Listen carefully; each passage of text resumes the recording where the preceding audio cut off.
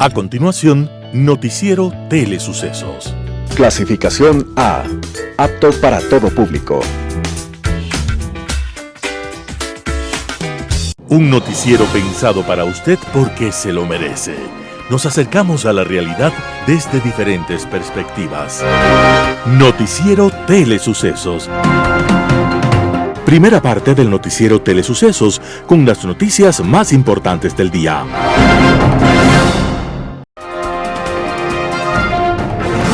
Un día como hoy. En 1874, un grupo de jóvenes pintores franceses hicieron una exposición considerada escandalosa por la crítica. En aquellas pinturas, nada aparecía representado de manera clara. Los lienzos eran una explosión de colores y manchas que sugerían imágenes como vistas a través de un cristal que no permitía definir las líneas. Al día siguiente, un crítico de arte llamado Louis Leroy publicó un artículo en el cual hacía mofa de aquellos nuevos pintores. Y decía: ¿qué será lo que pretenden pintar?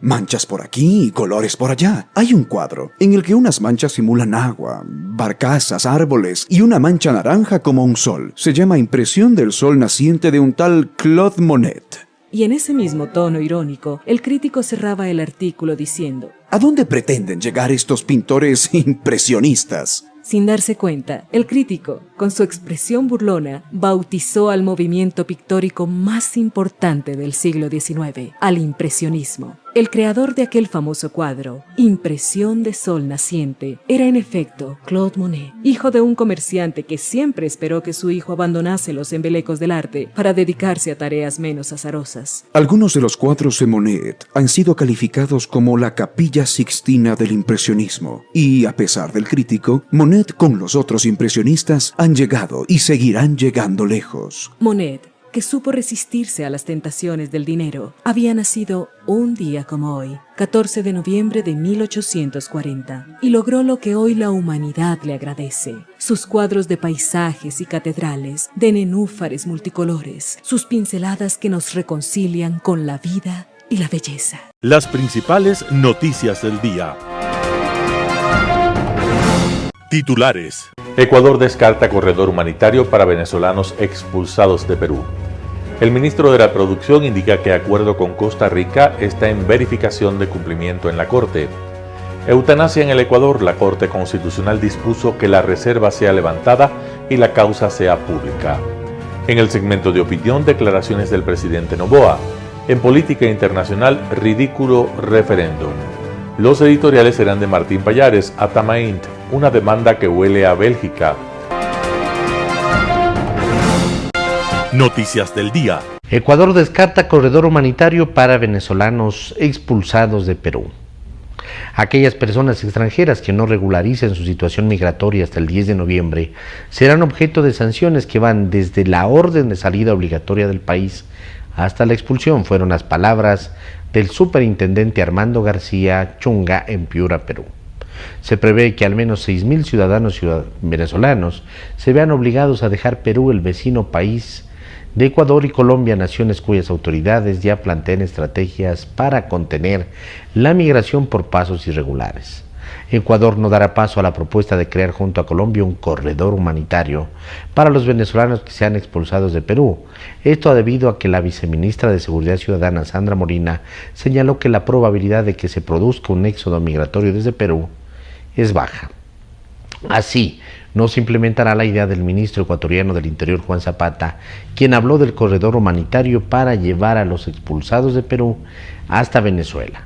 Molina explica que una vez analizada la alerta se estableció que por el momento no es necesario activar dichos corredores y destacó que esta alternativa por hoy no está entre las soluciones. El gobierno ecuatoriano, según Molina, se mantendrá vigilante a la situación en las fronteras, por lo que realizará un seguimiento a las zonas fronterizas en caso de iniciarse fenómenos migratorios. Además, las autoridades migratorias de Perú y Colombia tienen constante comunicación con la Subsecretaría de Migración ecuatoriana para la generación de alertas. El ministro de Producción anunció que el acuerdo con Costa Rica está en verificación de cumplimiento en la Corte. El gobierno de Guillermo Lasso dejará 3 acuerdos comerciales concluidos y firmados con los países de Costa Rica, Corea del Sur y China. pero solo el de China ha pasado hasta ahora el dictamen favorable de la Corte Constitucional. El acuerdo con Costa Rica, firmado el 1 de marzo del 2023, se encuentra en etapa de verificación de cumplimiento del dictamen por parte de la Corte Constitucional, explica Daniel Legarda, ministro de Producción. Una vez que los dos países realizaron las adecuaciones necesarias tomando en cuenta las observaciones de la Corte en su dictamen del 31 de julio, el documento fue enviado nuevamente a la Corte. Las observaciones de la Corte de este tratado estaban relacionadas con la resolución de disputas entre inversionistas y el Estado ecuatoriano en centros de arbitraje internacional como el CIADI del Banco Mundial, según la Corte. Esto además contradice el artículo 422 de la Constitución del Ecuador, que prohíbe ceder jurisdicción a instancias de arbitraje internacional, con excepción de que estos tengan sede en países de América Latina. Legarda explica que los dos países acordaron no incluir el tema de los arbitrajes entre inversionistas y Estado hasta que eso se resuelva en el futuro. Eutanasia en Ecuador. Corte Constitucional dispuso que la reserva sea levantada y la causa sea pública. El Pleno de la Corte Constitucional dispuso que la reserva del caso Paola Roldán sea levantada y la causa sea pública. A pesar de que inicialmente la causa fue declarada como confidencial, el Pleno dispuso que se levante esa reserva en virtud de que la accionante ha decidido no guardar reservas sobre su identidad y con el fin de garantizar el acceso del expediente a la ciudadanía. Roldán, de 42 años, tiene un diagnóstico de esclerosis lateral amiotrófica, ELA, un mal que la mantiene postrada. Ella inició un trámite de la Corte para poder abrir el camino para que se aplique la eutanasia. El abogado de Roldán demandó ante la Corte Constitucional de Ecuador la inconstitucionalidad del artículo 144 del Código Orgánico Integral Penal COIP, que se refiere al homicidio simple. La Corte ya convocó a la audiencia pública telemática para tratar este proceso y será el lunes 20 de noviembre del 2023 a las 15 horas. La audiencia se realizará a través de una plataforma digital y la Corte ha emitido un procedimiento para la participación de las partes. Entrevista del día. En Radio Sucesos, la mañana de este lunes, estuvo Viana Maino, ministra de Telecomunicaciones y de la Sociedad de la Información. Habló sobre la protección de datos personales. Veamos la nota. Es importante entender que en el mundo digital, donde navegamos 60% de los ecuatorianos de nuestro tiempo hábil, 60% de nuestro tiempo conectado, la ciberseguridad es fundamental y lo hemos ascendido, como digo, de 26 a 42. Esos son datos reales, no son promesas ni es un currículum. Es una realidad medida por Naciones Unidas. El estándar son 2 a 3 puntos por año. Nosotros hemos subido de 26 a 42 en 30 meses. Tenemos un centro de ciberseguridad avalado por las naciones, por la OEA, en toda la región. Tenemos un índice de gobierno electrónico que fue ascendido de grupo B a grupo A de Latinoamérica, y dentro de los parámetros del informe digital, de transformación digital, qué tan listo está el país en el tema digital, hemos ascendido también al grupo más alto de la región. Todos esos son resultados y no promesas. Entonces tenemos un plan de acción que, por supuesto, continúa con la ciberseguridad, la protección de datos, la digitalización. Y mi invitación a los ciudadanos, un poco ya en la parte más práctica, más pragmática, y esto también consta en mi plan de acción, en la formación académica, en la formación universitaria, en la creación de carreras. Hemos logrado la aprobación de carreras en el CENESID que tienen que ver con el mundo digital, como por ejemplo robótica, automatización, realidad virtual y videojuegos. Y otro tipo, son 5, tenemos 5 más en estudio: agente turístico digital, Big Data e inteligencia de negocios, desarrollo de realidad virtual. Todo ello quiere decir que estamos preparando ya no solamente al gobierno, no solamente la parte técnica, porque esto no es un aspecto solamente de estudiar ingeniería. Es una cuestión de entender el Estado, de entender que hay ciudadanos más preparados que otros para esto. Dentro de nuestro índice de alfabetismo digital como Ecuador, hemos logrado 88%. Hemos subido más de 10 puntos en mi gestión. 88% de alfabetismo digital. Esto implica que el ciudadano ecuatoriano es bastante digital. Todos estos números son comparados contra la región. ¿Qué implica también? Navegamos mucho. Estamos muy conectados, tenemos mucha data personal en línea. Es fundamental protegerla, proteger nuestros datos. Mi comentario a los ciudadanos: antes de dar clic en esas cookies, antes de bajarse una app, antes de acceder a un link, por apurados que estemos y el tiempo que no nos alcance, leamos las autorizaciones, porque muchas veces decimos, me llaman, me llegan mails, me llegan mensajes, y saben todos mis datos y yo no los he dado. Tal vez letra pequeña. Tal vez sí lo dimos en la letra pequeña, y sin embargo nuestro derecho hoy, a partir del reglamento, es que nos autoricen, que nos pidan el consentimiento y nosotros autoricemos un consentimiento claro que nos tiene que preguntar: ¿usted desea que sus datos sean tratados? ¿Usted permite que los usemos para tal fin? ¿Le vamos a escribir por tal medio o por cuál medio usted desea que le escribamos? Y nosotros consentimos expresamente, pero obviamente tenemos que leer. Y también otro dato importante, y para culminar, tenemos derecho como ciudadanos a cambiar de opinión. Si emitimos un consentimiento y luego queremos un cambio de dirección, por ejemplo, de un dato que no queremos, o simplemente no queremos seguir recibiendo esos avisos, invitaciones, tenemos el derecho a cambiar. Y hoy por hoy, cuando nos llaman y nos ofrecen o nos escriben algo, también tenemos el derecho a preguntar: usted, señorita o señor que me llama, demuéstreme de dónde sacó el consentimiento para llamarme. Verónica Artola también estuvo en Radio Sucesos. Ella es exgerente del Banco Central del Ecuador. Hizo un análisis de la situación económica del país frente al cambio de gobierno. Escuchemos lo que dijo. El gobierno que viene tiene que coger una situación fiscal muy compleja, sobre todo entendiendo que en todo el año siempre el mes más duro desde el punto de vista fiscal es el mes de diciembre. Entonces, ¿cómo llegamos a eso? Si vemos los datos de los ingresos hasta el mes de septiembre, más o menos los ingresos petroleros han bajado un 47% y los ingresos tributarios aproximadamente han bajado un 5%. Pero los gastos no han disminuido porque hemos tenido algunas necesidades. Entonces, eso implica, ¿no es cierto?, que el déficit fiscal se vuelve un tema mucho más complejo. Y a eso yo le añadiría también que lamentablemente a esta situación lo que hemos identificado es que hay algunos atrasos que no se han podido cumplir, sobre todo con la seguridad social, con los GATS. Entonces eso también genera una situación fiscal mucho más compleja.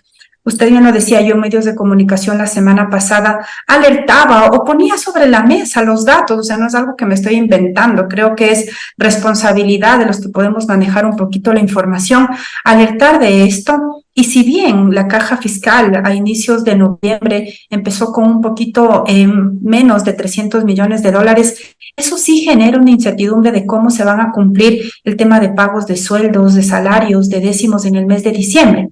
Seguramente el gobierno del presidente Noboa daría prioridad al pago de sueldos y salarios, de eso no me cabe duda, pero eso implica que seguiremos teniendo un hueco con los GATS, que aproximadamente entre GATS y atrasos es lo que el Ministerio de Finanzas está debiendo alrededor de 1.500 millones de dólares y seguramente para el mes de diciembre eso podría ser incluso un poquito más. Entonces creo que por ahí brevísimamente es la radiografía de cómo estamos en el tema fiscal, cómo llegamos acá. También, Verónica, usted decía, yo creo que este gobierno dio prioridad al pago de deudas pendientes, que era importante, pero tal vez no urgente.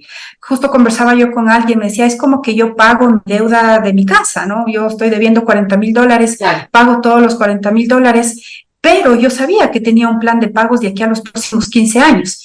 Pago los $40,000, pero ya no tengo para diciembre para pagar la pensión de mis hijos. Entonces, un poco así creo que lamentablemente fue el manejo fiscal y por eso estamos en la situación actual.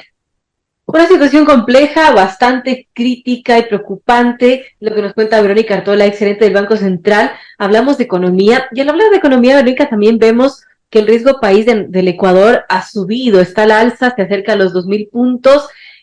Una de las razones que ocurrió esto fue las declaraciones del presidente electo Daniel Noboa, que quizás pusieron nerviosos a los mercados internacionales, pero bueno, él fue muy sincero al decir que necesitaba ayuda de los multilaterales para poder solventar la situación económica del país y para poder cumplir quizás con un plan de gobierno, porque realmente parece que no hay de dónde sacar la plata.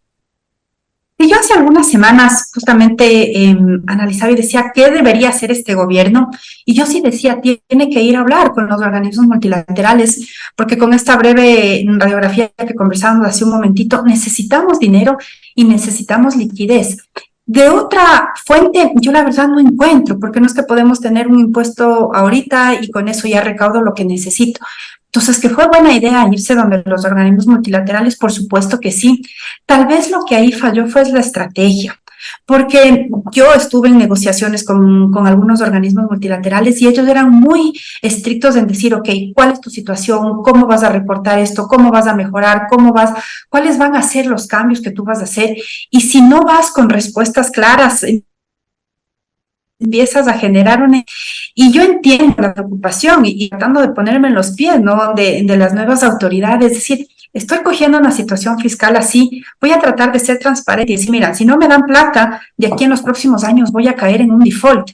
Creo que esa transparencia y esa sinceridad en estos momentos tampoco tranquilizó a los mercados, porque dices, bueno, pero y si no te dan, entonces va a ser un hecho. Entonces creo que las nuevas autoridades del gobierno electo sí necesitan tener un poco más de claridad por dónde van a encontrar estos ingresos. Porque lo que dicen los medios de comunicación, no tampoco tengo más información, es, claro, fue y dijo voy a bajar los impuestos al tema de construcción, que es importante, sí, porque si vemos los datos, por ejemplo, de cuentas nacionales, el sector de la construcción es el que más emplea en todo el Ecuador y uno de los 5 más importantes en generación de valor agregado. Pero si no me dices por dónde en cambio vas a subir, qué vas a hacer para conseguir más ingresos, entonces hay esta mezcla complicada que creo que sí es importante dar un poco más de certezas ya una vez que el presidente ya, la próxima semana, ¿no?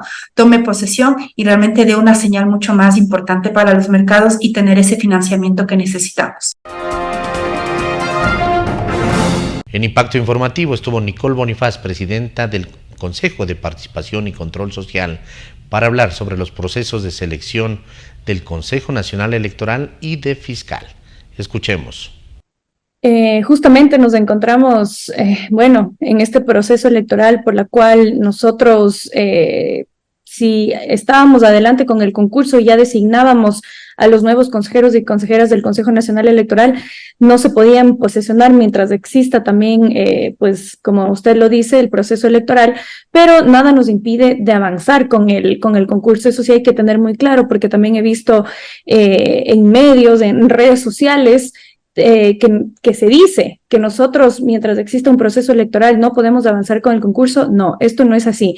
Nosotros tenemos toda la potestad de avanzar con los concursos. Lo que no podemos hacer mientras estemos en un proceso electoral es designar y por ende la Asamblea posesionar a las nuevas autoridades. Entonces, por ese lado, seguiremos avanzando porque también es algo que la institución le debe a la ciudadanía, esta renovación. Recordemos que en noviembre del 2024, del próximo año, ya los 5 consejeros y consejeras estarían ya prorrogados en funciones. Y es que esa fecha va a ser la tope. ¿Cuándo, se establece un cronograma para acelerar los términos? Porque un año se va rapidísimo, ¿no?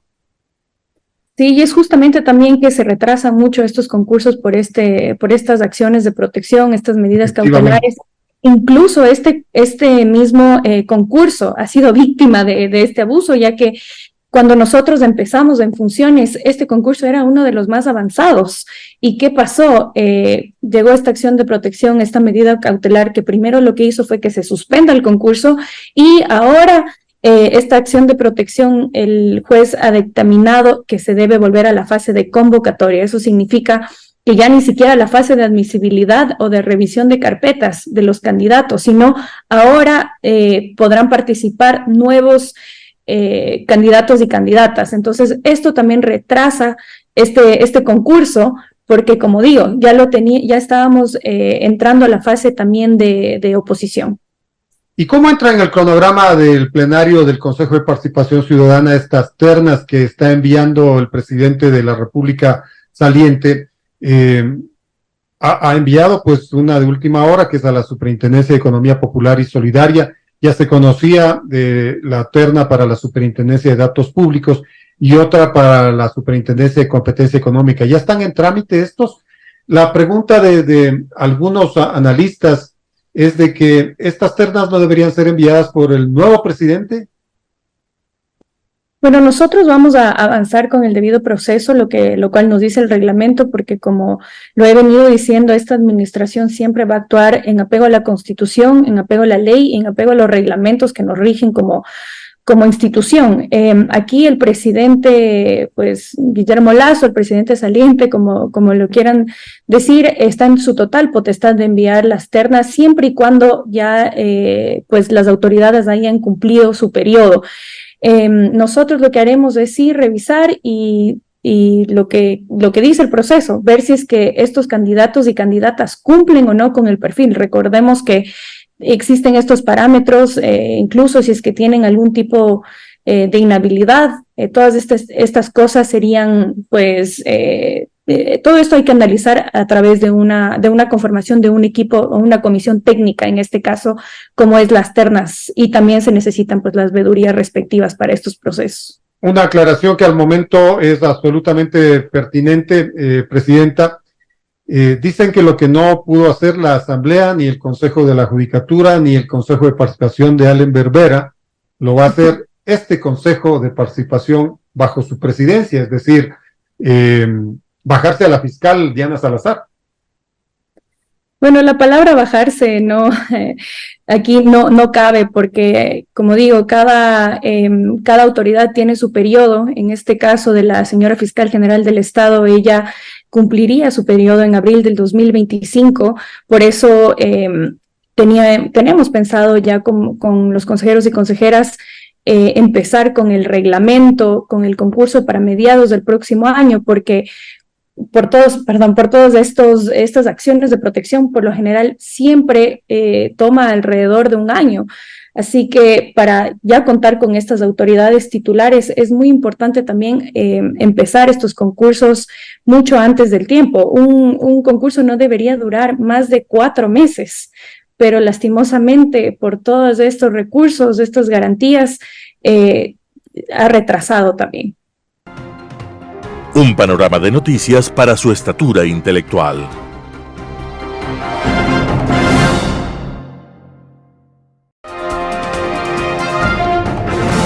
Opinión. Estimados amigos y amigas, gracias por estar con nosotros una vez más en este programa de Telesucesos. Hoy vamos a hacer algún comentario y reflexiones sobre declaraciones últimas hechas por el presidente electo, el señor Daniel Noboa. Está en Estados Unidos y se ha entrevistado con una serie de altos funcionarios del gobierno americano, de los organismos multilaterales de financiamiento, algunas personas que sencillamente están ligadas a la empresa privada de los Estados Unidos y también pues a bancos de inversión, a los efectos de llevar su mensaje como nuevo presidente del Ecuador con respecto a lo que va a hacer. Y aquí hay algunas noticias que son positivas, pero que algunas noticias son también un poco preocupantes. Una parte que no es económica exactamente, pero de otra forma influye en la economía, es las declaraciones que ha hecho de que no va a cogobernar con el correísmo ni con nadie. Y segundo, que sencillamente no está de acuerdo y no va a permitir, digamos, la impunidad. Y luego, pues, da un apoyo extraordinariamente positivo y yo creo que acertado totalmente a la fiscal general del Estado, que él no está de acuerdo en juicios políticos a la fiscal ni su gente. Primero, dice el presidente, voy a enviar un proyecto de reforma tributaria a la Asamblea Nacional, pero no voy a proponer aumento de impuestos de ningún tipo. Lo que voy a hacer es a reducir el IVA, o a proponer, pues porque eso depende de la Asamblea, a reducir el IVA en forma importante para las actividades de construcción en cuanto a compra y venta de materiales de construcción. Y en segundo lugar, a dar estímulos tributarios, que significa reducir impuestos, asumo yo, impuestos a la renta a las empresas que crean trabajo, especialmente para la gente y profesionales jóvenes. No ha dicho pues qué efecto tendrá esto sobre las finanzas públicas. Por hoy, como hemos visto anteriormente en este programa, la crisis fiscal es sumamente grave y hay nueva información que hace más grave la crisis fiscal, porque el déficit será del presupuesto del Estado será más de 5.000 millones de dólares. Sobre eso y sobre los efectos de lo que quiere hacer en reforma tributaria bajando impuestos, sencillamente no nos dice nada. Y eso es naturalmente preocupante. Y estoy seguro que si eso propone, pues la Asamblea se le va a aprobar, porque en todas partes del mundo los congresistas les encanta bajar los impuestos pero son enemigos de subir impuestos, ¿sí? Pero aparte de eso también el presidente dice que sencillamente necesita que los organismos multilaterales de financiamiento le ayuden con un crédito transitorio de 9 meses, que le ayuden para financiar una serie de obras que es necesario en el país, y a lo mejor porque eso de ahí le va a crear condiciones adecuadas para que el día de mañana pueda aspirar a una renovación de presidente del Ecuador en las elecciones del año 25. Y pide eso, pero naturalmente los organismos internacionales de financiamiento han escuchado la exposición, han escuchado más o menos algunas ideas de su programa económico. Alguna gente cree que no hay programa económico, pero ha dado a conocer al BID, al Banco Mundial, etcétera, etcétera, lo que haría y lo pondría como presidente a partir del 1 de diciembre.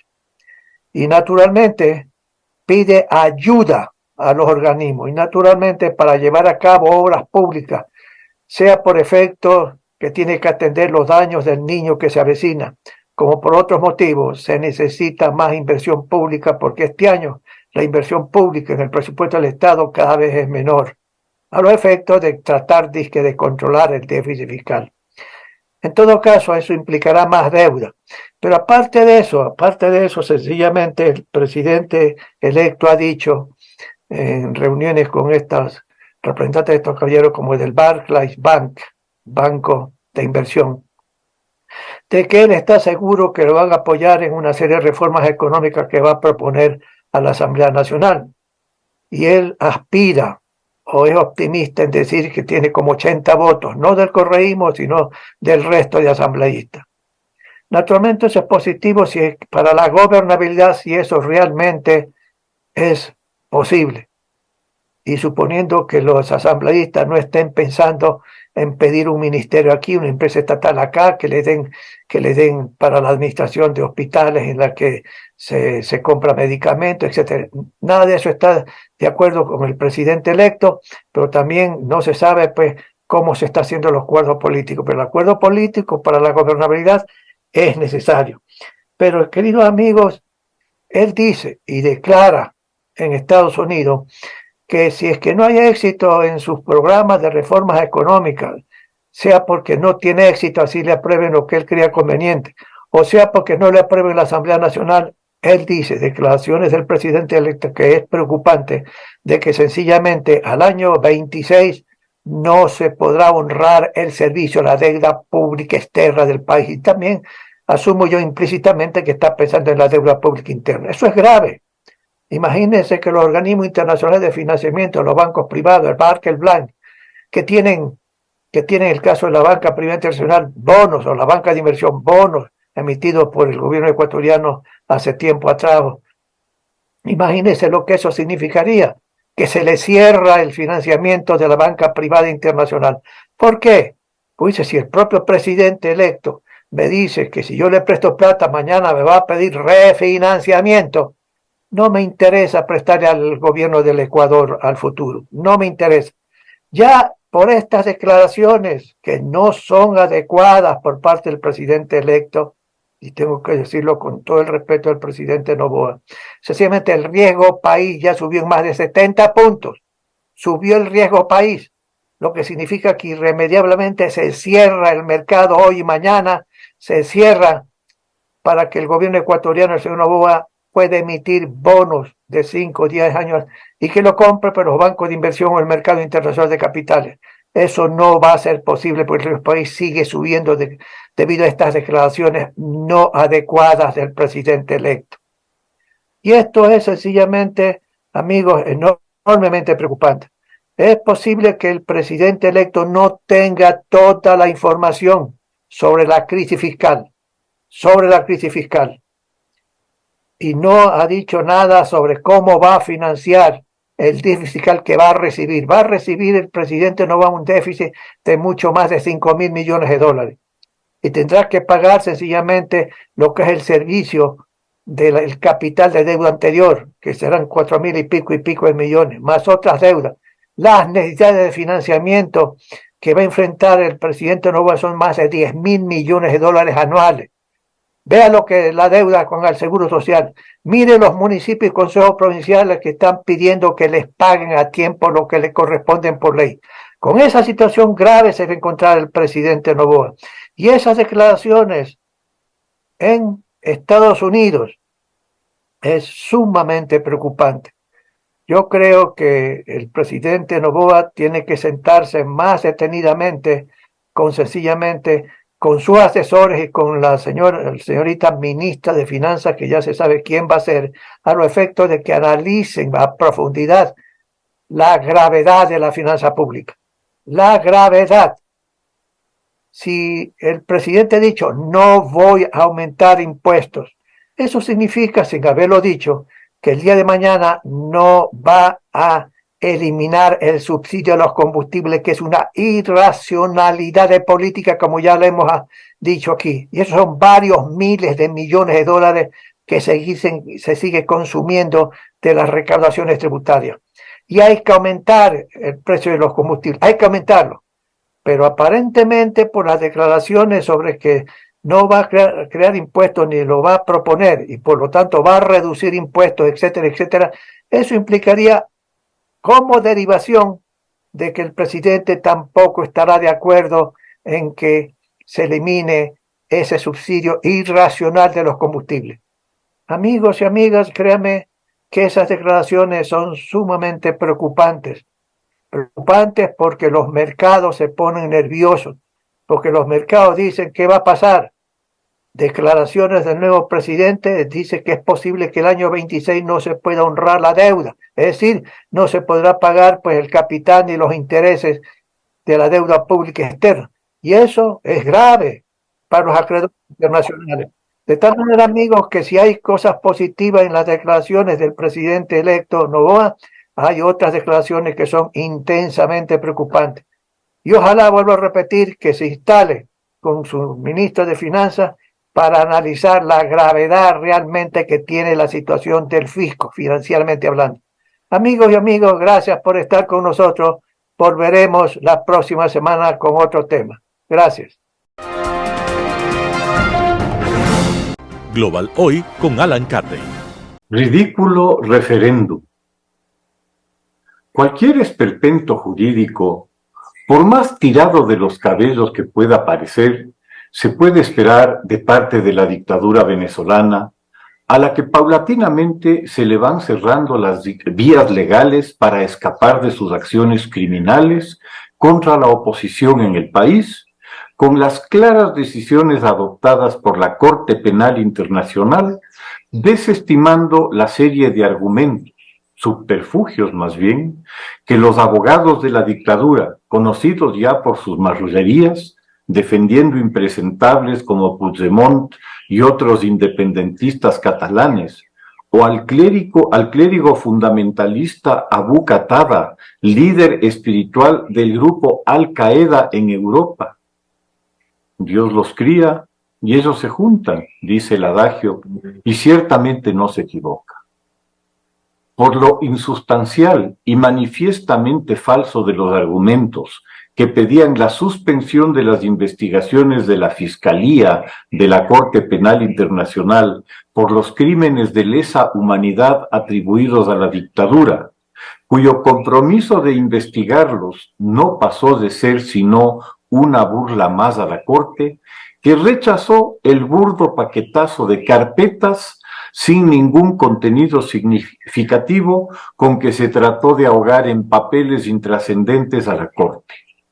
Apenas unos trámites ineficaces a funcionarios del más bajo rango para intentar hacer de ellos los chivos expiatorios por los delitos cometidos, cumpliendo procedimientos que por los sistemáticos claramente revelan unas políticas definidas y aplicadas desde las más altas autoridades militares, civiles y sobre todo de los estamentos de seguridad cuyas actuaciones se enmarcan en delitos como los señalados, crímenes contra la humanidad, el uso sistemático de la tortura y ejecuciones extrajudiciales de opositores.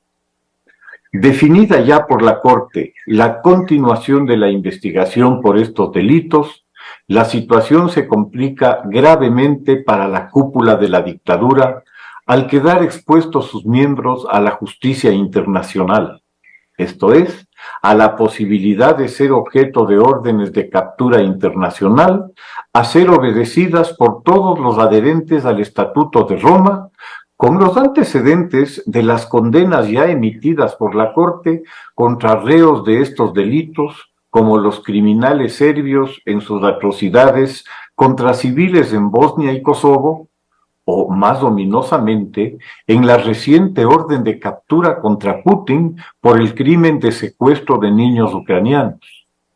El caso del ex dictador sudanés Omar al-Bashir será también aleccionador, pues finalmente quienes lo deponen son sus comandantes, a riesgo de ser también incluidos en los juicios por los crímenes del dictador y su entorno. A este severo traspié de la dictadura se une el dolor de cabeza que significó el gran éxito de las primarias venezolanas, que atrajeron a votar a 2.5 millones de ciudadanos, a pesar de todos los impedimentos y dificultades que la dictadura puso en el camino.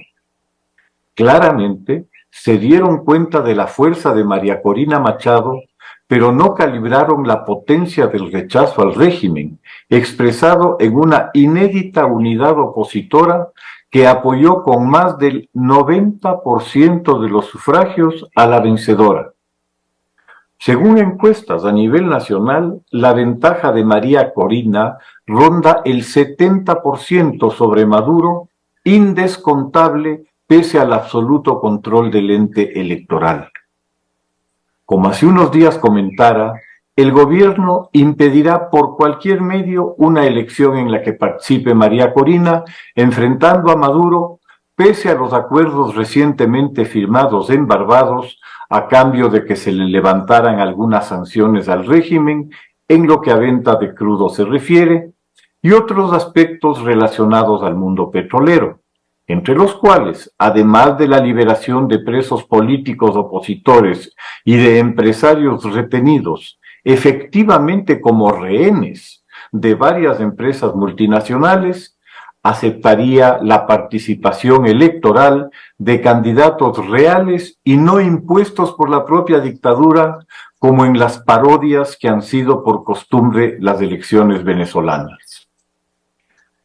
Como no podía ser de otra manera, el régimen de Maduro, al último miembro de desde Maduro al último miembro de la cúpula, han anunciado que no respetarán la decisión de 2.5 millones de venezolanos que han votado porque sea María Corina Machado quien los represente en las próximas elecciones. Si la oposición hubiera tenido los medios para impulsar sus primarias en el exterior, el resultado, fuera de toda duda, habría sido aún más abrumador. No olvidemos que 7 millones de venezolanos están regados por América en circunstancias muy precarias, por decirlo menos, gracias a la desastrosa gestión del régimen. Pensar que entre ellos el dictador pueda obtener un 5% del voto sería descabellado, por lo que se puede colegir que el ente electoral hará lo necesario para impedir a toda costa que esos ciudadanos en el exilio puedan votar. La disyuntiva del régimen entre elecciones limpias y verificables y el levantamiento de las sanciones es algo que no existe. Para la dictadura, una contundente derrota electoral es un escenario inaceptable. Han pasado por varios años de sanciones y saben que será posible seguir haciéndolo, posiblemente endureciendo la represión, tema que no le quita un minuto de sueño a la dictadura, y más aún habiendo ya expulsado del país a esos ciudadanos que por juventud y capacidad le podían haber significado mayor resistencia. No se requiere ninguna bolita de cristal para darse cuenta de que no habrá elecciones legítimas en Venezuela, ni se aceptará la candidatura de María Corina Machado.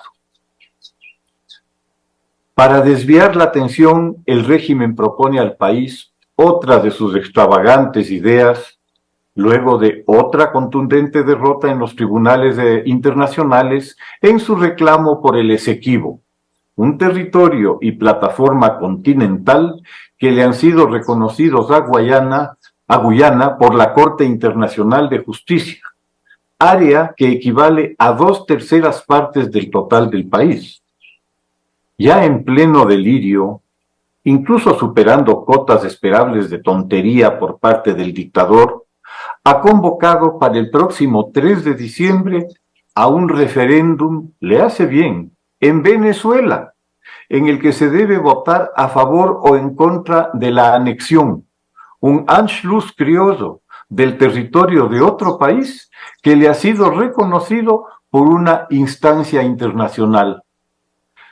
Como que en Ucrania se organice un referéndum para anexionarse Moscú, o que Francia lo haga para anexionarse Cataluña.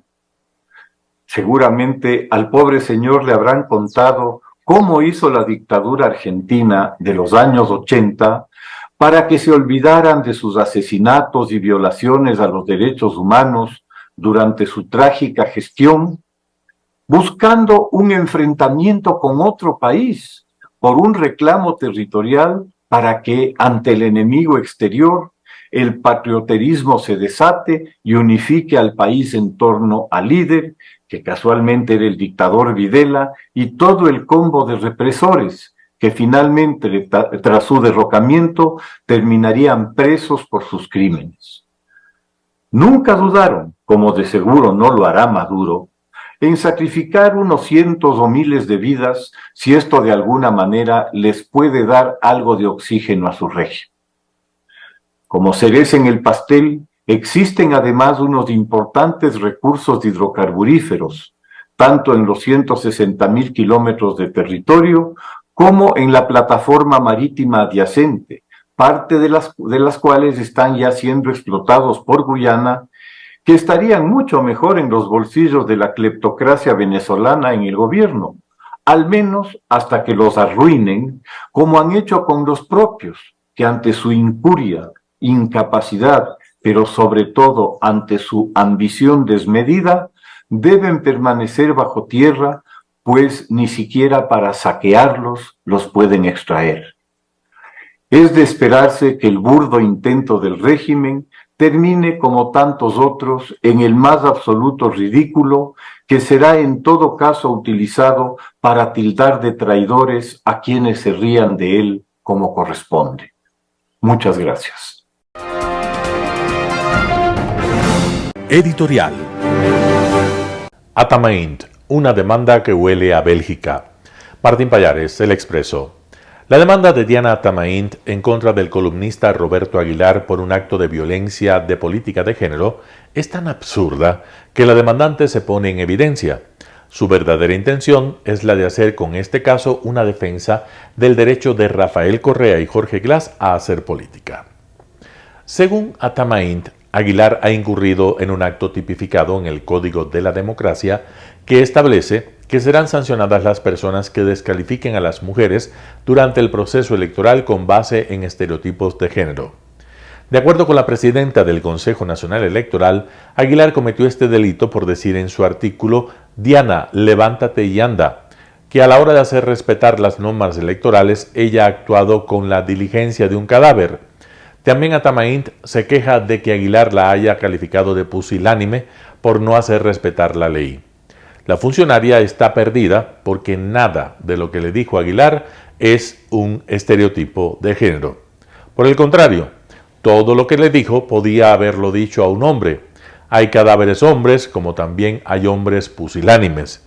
Estereotipo de género es, en realidad, cuando un hombre menoscaba la participación política de una mujer, diciéndole que debe dedicarse, por ejemplo, a las tareas de la casa que se suponen femeninas, como cuando Rafael Correa le dijo a Cynthia Viteri que en lugar de dedicarse a la política, debería dedicarse al maquillaje.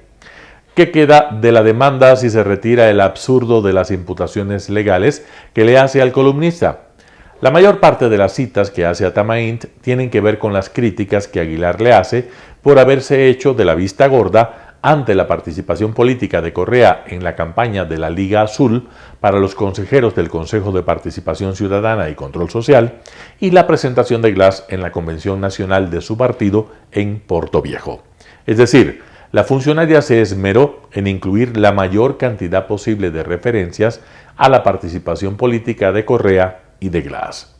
Es evidente que la demanda está concebida como un mensaje para que nadie vuelva a acusar a Tama Inc.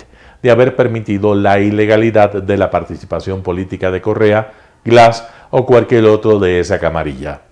Si se piensa que la demanda se hizo luego del viaje que hizo Tama Inc. a Bélgica el 31 de octubre, la demanda huele mal. Apesta, en realidad. Martín Pallares, El Expreso. Noticias internacionales. La Sagrada Familia bendice e ilumina sus nuevas torres dedicadas a los 4 evangelistas. La Sagrada Familia de Barcelona bendice e ilumina sus nuevas torres dedicadas a los 4 evangelistas, cuando el famoso templo enfila la recta final de su construcción iniciada hace más de 140 años. El arzobispo Juan José Omeya bendijo el domingo las estructuras de más de 130 metros de altura. Son 4 enormes estructuras blancas con remates en forma de toro, león, águila y figura humana. Tras este conjunto solo faltará terminar la Torre de Jesucristo prevista para 2026, coincidiendo con el centenario de la muerte de Antoni Gaudí.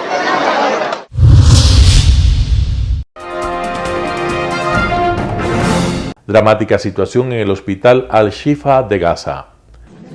La Organización Mundial de la Salud dice que la situación es terrible y peligrosa en el hospital Al-Shifa de Gaza, el principal de la franja. Mientras prosigue el asedio israelí, cientos de palestinos están al filo de la muerte.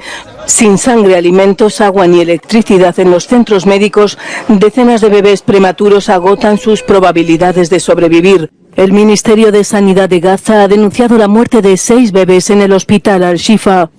Tras la publicación de dramáticas imágenes de bebés prematuros fuera de incubadoras vitales debido a los cortes de electricidad, Israel ha asegurado que enviará ayuda para la evacuación de los recién nacidos hacia instalaciones más seguras.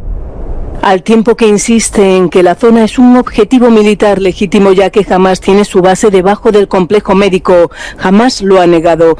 El ejército israelí afirma haber dejado combustible cerca del hospital Al-Shifa, aunque los trabajadores del hospital no lo habrían recogido por miedo a posibles ataques.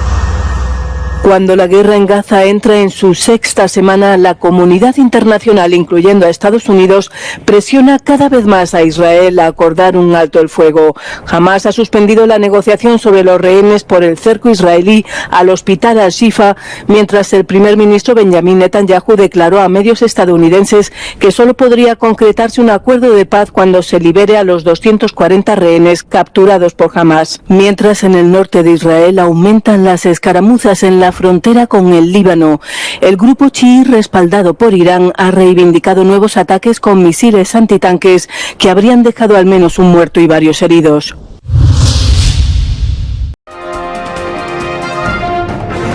Labores de rescate para sacar con vida a 40 obreros atrapados en un túnel en la India.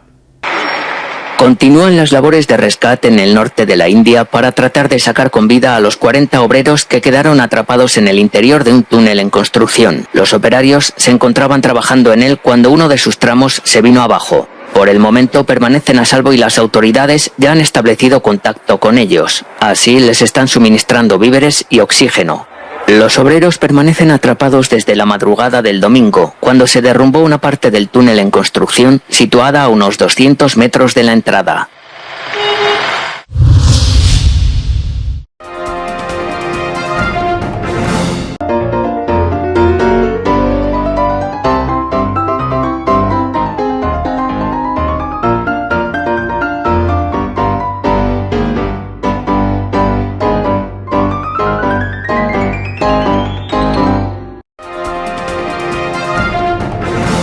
Telesucesos Sports.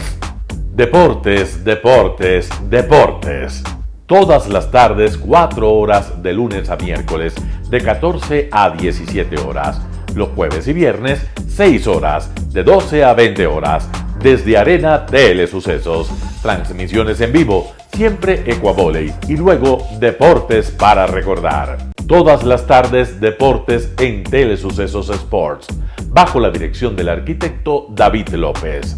La visión objetiva de quien vive el deporte. Sucesos deportivos, visión de un equipo de opinión joven de comunicadores. Telesucesos, llegamos con nuestra señal a los sectores populares de nuestra ciudad. Quienes no tienen televisión por suscripción atenderán nuestra señal sin costo en Canal 29 UHF Telesucesos.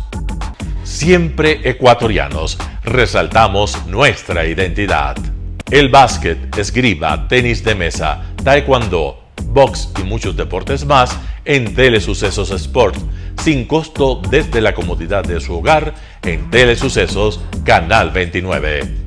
Arena Telesucesos es una importante y funcional edificación cubierta dispuesta para la práctica y desarrollo de eventos del Ecuavóley.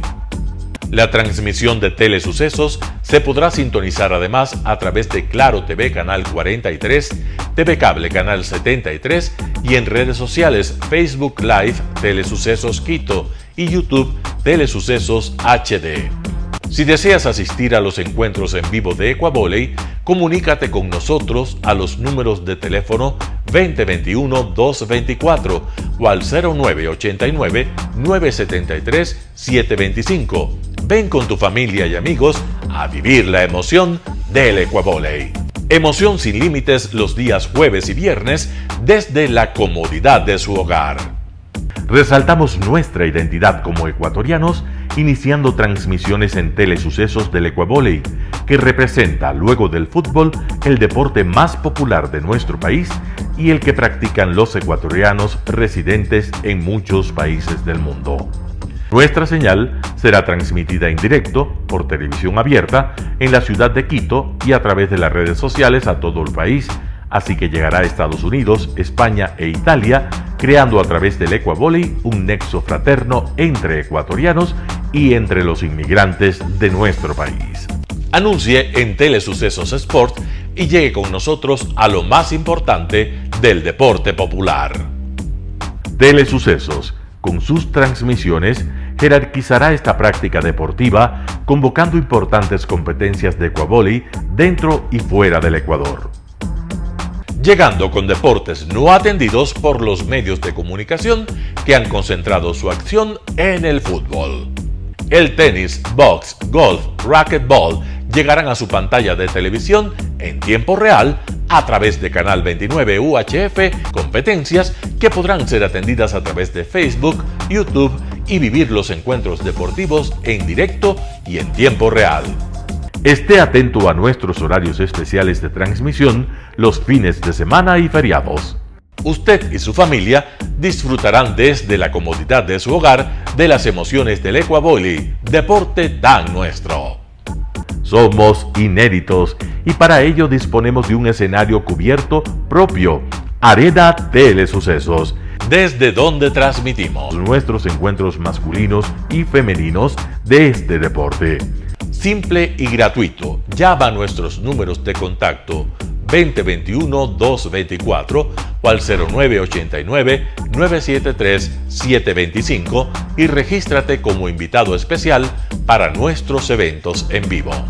Arena Telesucesos, el escenario cubierto para la práctica del deporte 100% ecuatoriano, el Ecuavóley. Telesucesos es un canal de televisión que incorpora a su programación manifestaciones culturales y deportivas que marcan la identidad de nuestro país. Consideramos que el Ecuavóley es una manifestación deportiva compartida de nacimiento popular y nombre propio ecuatoriano. Arena Telesucesos, funcional espacio cubierto para la práctica y desarrollo del deporte. Arena Telesucesos, el escenario para campeones. Arena Telesucesos atiende deportes de su preferencia: básquetbol, tenis de mesa, esgrima, taekwondo, fútbol sala, box, halterofilia. ¿Cómo llegar? Nuestras instalaciones se encuentran en el norte de la ciudad, en un sector de gran crecimiento y desarrollo urbano al que se accede a través de la vía E35, más conocida como la Avenida Panamericana Norte. Desde el centro comercial El Portal, a 2 kilómetros a la derecha, se encuentra la calle García Moreno, antiguo camino a Llano Grande, una arteria en la que se desarrollan dinámicos comercios. Junto al centro comercial Ciudad Alegría, a 100 metros, hemos llegado a nuestras instalaciones, Arena Telesucesos, la cancha del Ecuavóley. Por fin tiene usted un espacio de difusión de su deporte preferido. Telesucesos, el canal de televisión siempre inédito. El noticiero Telesucesos es retransmitido de lunes a viernes a las 7 horas por Radio Planeta Sur 106.1 FM de la ciudad de Loja. Noticiero Telesucesos.